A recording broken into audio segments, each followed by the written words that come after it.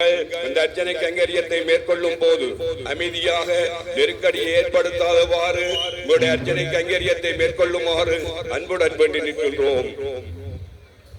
கண்ணாவுன் திருவடியை எண்ணாத நேரமில்லை, காத்தருளன் நீ மறந்தது நையானியம், கருணை புரிய வேண்டும் கண்ணையா கோபாலா, கண்ணா கோபாலா, கோபாலா கண்ணா கோபாலா.